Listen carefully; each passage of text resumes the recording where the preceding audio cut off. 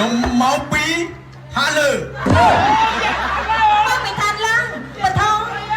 អូច្រឡំយើងមកពីព្រៃមកពីព្រៃទេមិនលឺថាមកពីឋានលើខ្ញុំឯនេះក៏ព្រួយភ័យដែរយើងសប្បាយចិត្តពេកពេលជួបនាងយើងក៏ច្រឡំមាត់តែម្ដងទេគាត់តែជួបខ្ញុំសោះមិនបានច្រឡំមាត់អញ្ចឹងដោយសារតែសម្រស់អូនឯងនឹងហើយណាយេអូដល់សារសម្រាប់ខ្ញុំមិនមែនទេយីចុះលោកឯងទៅមកពីណាចង់អូកាឡាជាមួយនឹងខ្ញុំនឹងហាក្នុងចក្រវាឡនេះមានតែយើងម្នាក់ទេដែលជាយៈខ្លាំងជាងគេលើភពហើយទេយេលោកឯងសង្ស័យទៅអត់ទេបើទៅយីបងអាចច្រៀងឲ្យអូនស្ដាប់បានទៀតផងយ៉ាបានអីបាទចង់ស្ដាប់ពីទេសភាពហើយនឹងប្រៃប្រឹក្សាណាបើអញ្ចឹងលោកច្រៀងឲ្យខ្ញុំស្ដាប់ឲ្យឃ្លាទៅនឹងអញ្ចឹងសូមអ្នកភ្លេងចាញ់ភ្លេងឲ្យមកបាទអត់ទេច្រៀងពីអថោណាអត់មានខុសពីអថោទេបើប្រៃប្រឹក្សាខ្ញុំនឹងចាំស្ដាប់ជីបថងមិនគួរណាយេ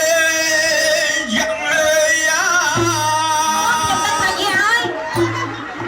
ចុះមកពីក្នុងព្រៃចុះមកពីក្នុងព្រៃចម្លែកណាស់ទេមកដល់ជួបមីអូនស្រីយ៉ាងម៉េចធ្វើឲ្យបងងាយពេញចិត្តណាបើ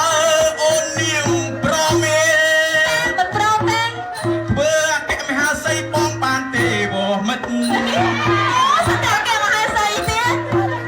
បងនឹងស្ម័គ្រចិត្តទេយ៉ាងអីធ្វើតាមអូនទាំងអស់មែនអត់មែនអើយបើចឹងលោកចង្គង់ភ្លាមទៅចាំមើលបងលុតឲ្យមើល